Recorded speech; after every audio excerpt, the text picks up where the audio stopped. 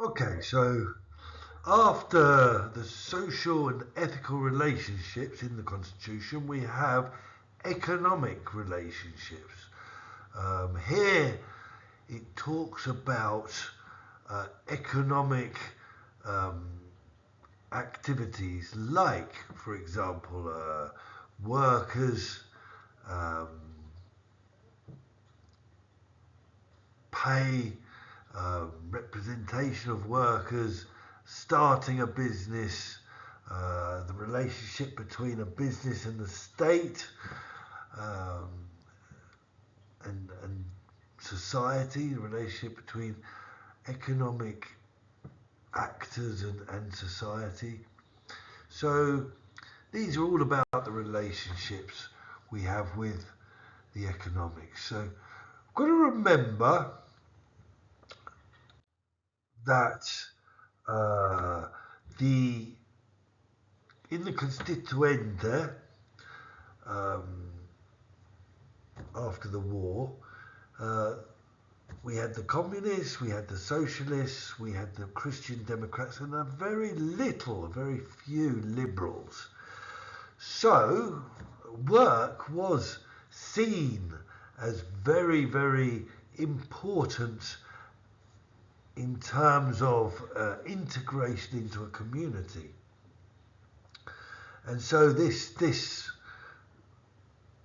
title starts with an Article 35 and says La Repubblica tutela il lavoro in tutte le sue forme e applicazioni. This would be very unacceptable in England, or the UK, which is much more liberal. So we believe in the free market, and if work is under threat, that's because they're not needed, and so they should. We should lose certain forms of jobs because there's less need for them, and then starts new work maybe that are more needed. So the workers should be mobile and really be free to move to where they're needed.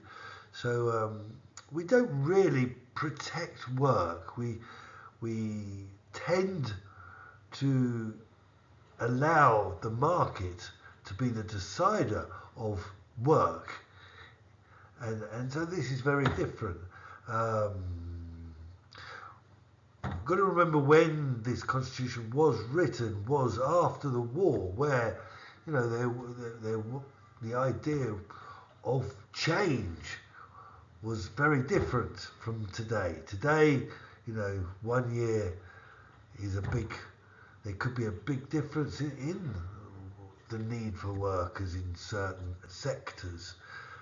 Certain sectors may grow very quickly, and other sectors completely disappear. So you could protect work in those days because change was so slow. It's quite difficult to protect work now when things have become obsolete so quickly, and also when we're so globalized. With China, um, protecting work might mean just literally cutting off from the global economy because stop the Chinese products means they will stop the Italian products, etc. You can't just stop any competition. You stop trading. We would soon become very isolated. So, years ago when they wrote this article, I think it had a bit more significance because today it's so difficult to protect this work. This article is very different from Article 4, which says La Repubblica riconosce il diritto di lavoro e promuove le condizioni fare questo. So, uh, with the Article 4, we're talking about promoting the conditions, which means, putting work high up. So inflation has less importance. In England, inflation is very important and must be kept down, even if that restricts the money supply, which means we lose a lot of jobs. So the Article 4 really is talking about the management of the economy and creating new jobs. And this one is about protecting existing jobs.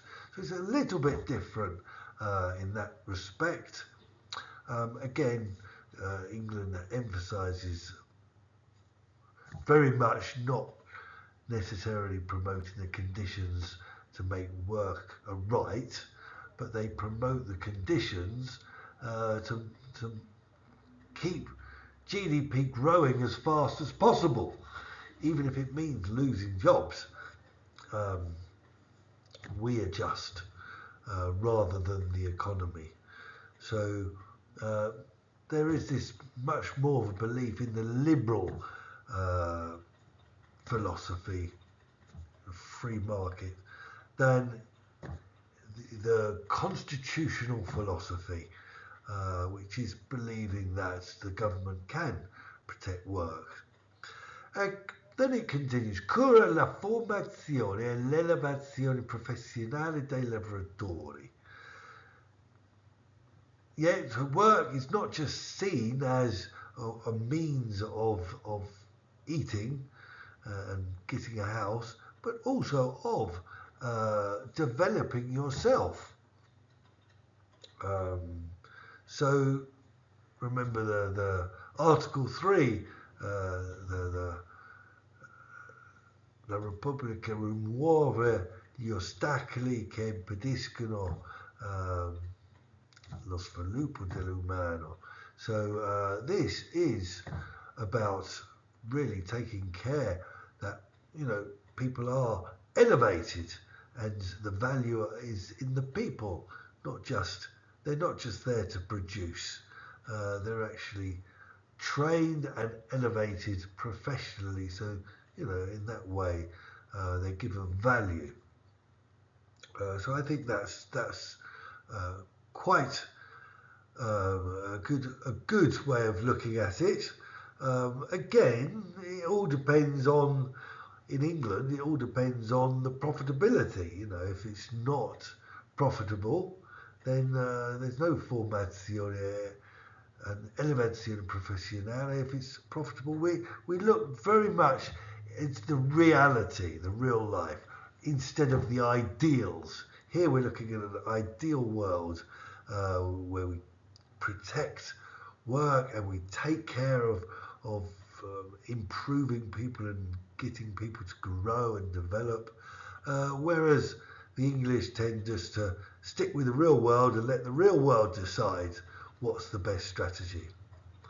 E poi promuove e favorisce gli accordi e le organizzazioni internazionali intesi ad affermare e regolare I diritti del lavoro. Here again, they did try to promote this idea of international agreements to protect and regulate work, so then there won't be competition. There is a lot of competition maybe with China and Italy, and I think the founding fathers understood that you can protect work, but you've also got to protect international agreements. It needs to be universal, otherwise your work is a bit under, your protections are a bit under attack from cheaper workforces that are more abused. So they tried to open up a little bit internationally and try to value this solidarity also to international workers. It's not just for the Italians. Otherwise it couldn't work, really. We live in a very international world. Riconosce la libertà di immigrazione, salva gli obblighi stabiliti dalla legge nell'interesse generale e tutela il lavoro italiano all'estero. Okay, so yeah, again, all about protecting work and recognising the freedom of workers to come and go.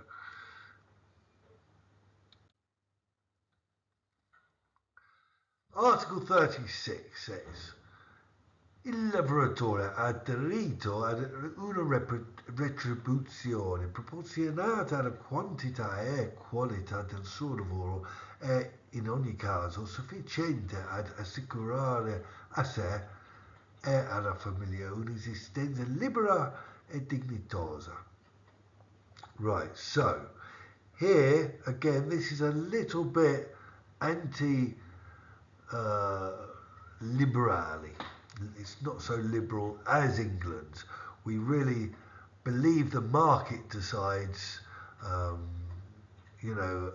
whether a wage can be dignified or how much a wage is. We do have a minimum, but generally it's left to the market. Um, the retribution is left to the market and not to the quantità e qualità del suo lavoro. Okay, so the market decides. Now, this again is a bit idealistic because when they wrote this, there was no precarious work. People had a job for life. They could protect. Businesses weren't going bankrupt, and changing so quickly. The market wasn't changing so quickly. I think you really could control wages and the work and protect work, but also people in those days, Italians, when they wrote this, they just, maybe they had a house and clothes, and that was it. Nobody had a car. Very few people had a car. There was no telephones, and television was probably very rare. And it was to be dignified in those days was to have hardly anything really. A fraction of what they have now. Now, if you haven't got a holiday a year and you don't have a car and you don't have a mobile phone, you're not living a dignified existence. Your kids have got to go to maybe university, and this our idea and interpretation of what is a dignified existence is completely different. So, can we afford that work in its competition, international competition, its precarious nature now? Can it be so guaranteed that it has a dignified wage and everyone's correctly, fairly paid, etc.? I think probably this article is sounding more and more out of date. And then the next comment says la durata massima della giornata lavorativa è stabilita dalla legge. So that says it's not established by the boss. Your boss, is the law that decides, which it takes it out of their hands, out of that competition for resources. The state decides what is right. And then it says il lavoratore ha diritto al riposo settimanale e a ferie annuali retribuite e non può rinunziarvi. This is interesting. It says e non può rinunziarvi.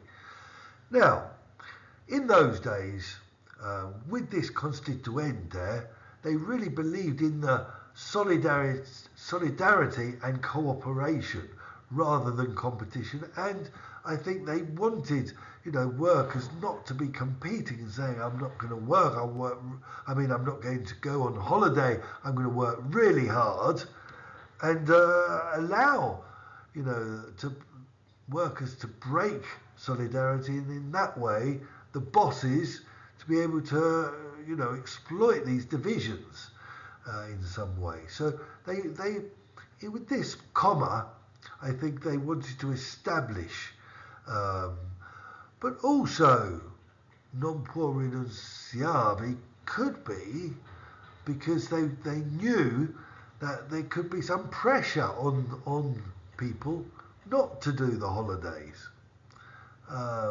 even though there's no agreement. People felt they should stay, so they wanted to establish a protection for people and the balanced life of people in this article that couldn't be abused and couldn't be competed away, if you like.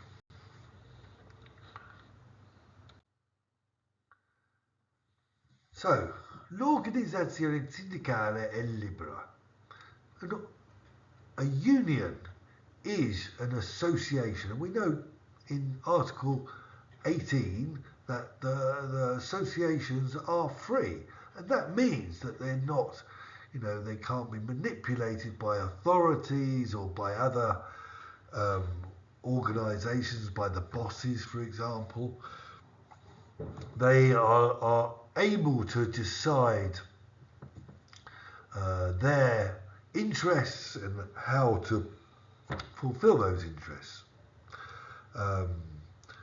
Then it says, ai sindacati non può essere imposto altro obbligo se non la loro registrazione presso uffici locali o centrali secondo le norme di legge. So, a syndicati, just the unions, just like any association, has an obligation to have a statuto, to register, and to be public and transparent.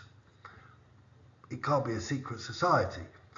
So, but there can't be any other obligations like taxes or make huge unbearable bureaucracy where it would be oppressive.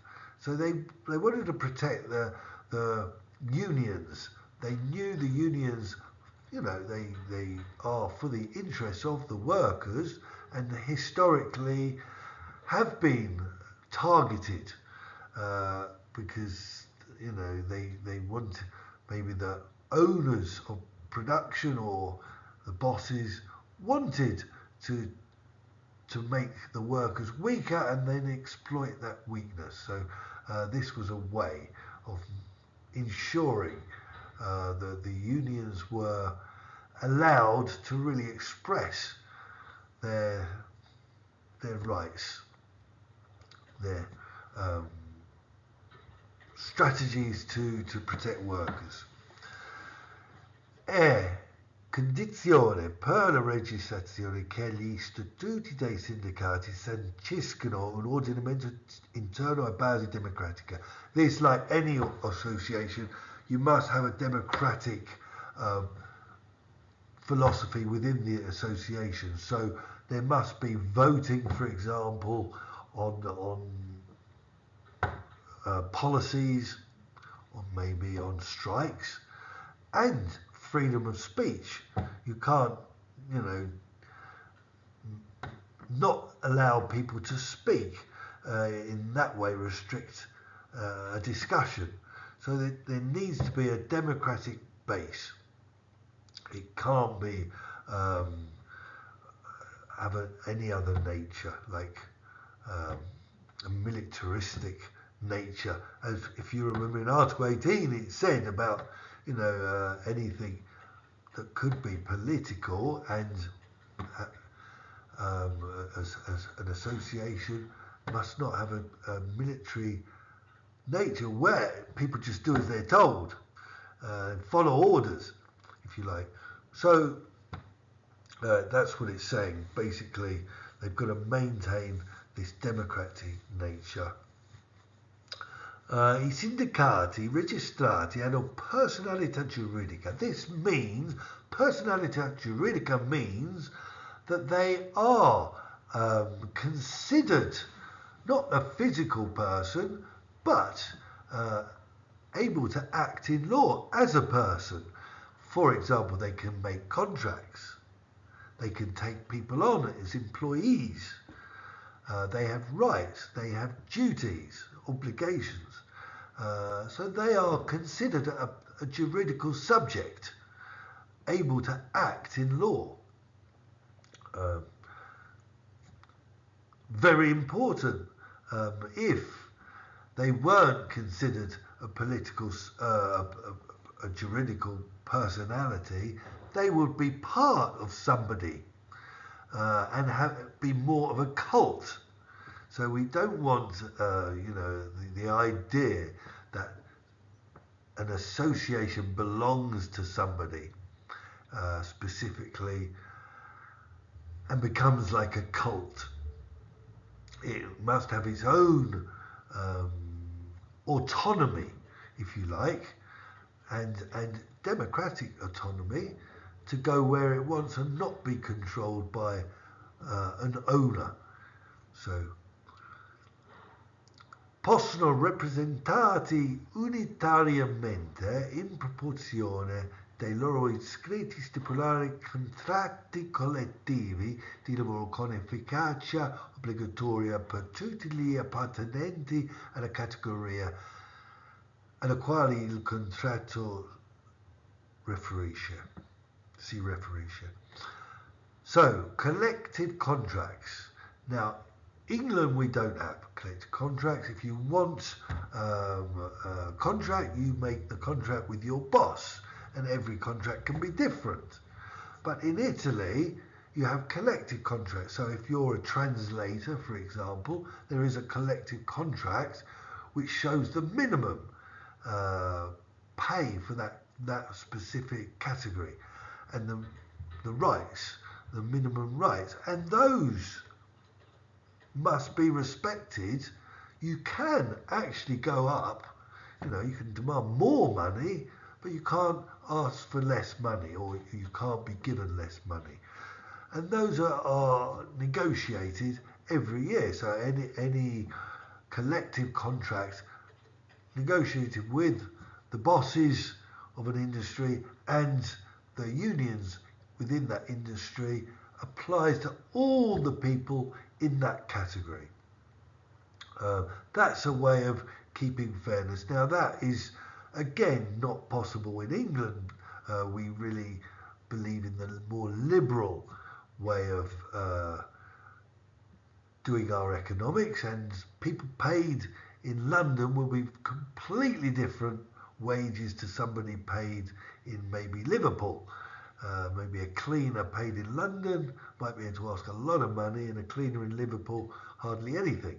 And it depends on the relationship they have in the markets. Who's got the power, the market power, to negotiate from a strong position.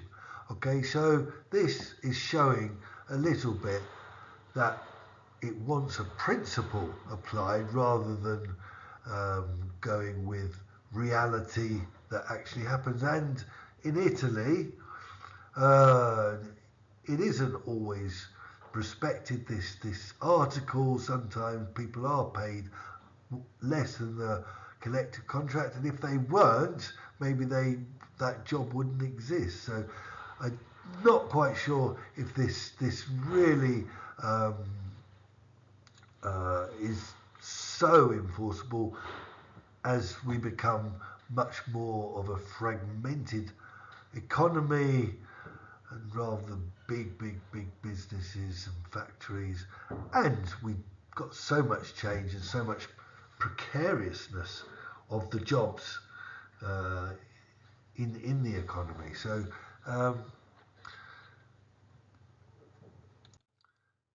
il diritto di sciopero si esercita nell'ambito delle leggi che lo regolano. Here it says il diritto di sciopero. It doesn't say it recognizes the right to work, so it doesn't really see it as a really fundamental right that's part of our human nature, inalienable, if you like. it sees it as a right, but not a bit less deeply part of us. So you can gather that from this article. Another big question about this article is it really fairly applied, this right to strike? Because people in the private sector tend not to strike because they're very worried about losing their jobs. There's a lot of precariousness in the private sector, and people are worried that wages, if they ask too much, they'll lose their job.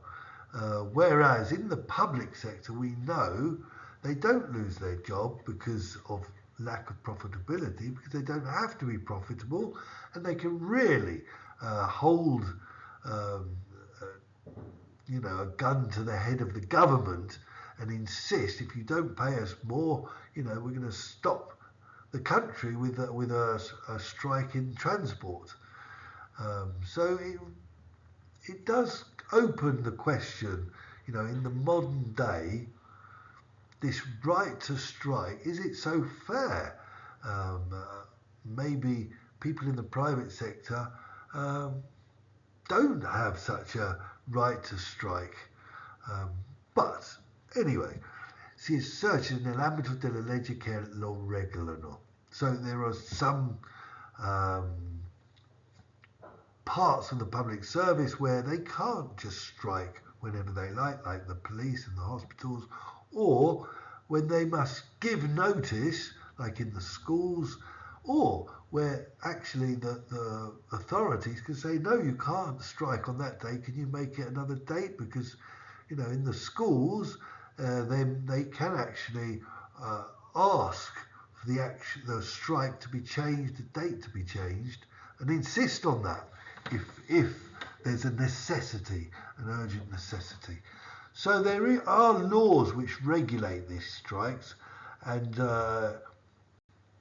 they must be respected. But also there is a discussion, a public discussion, of whether striking is so fair as it used to be.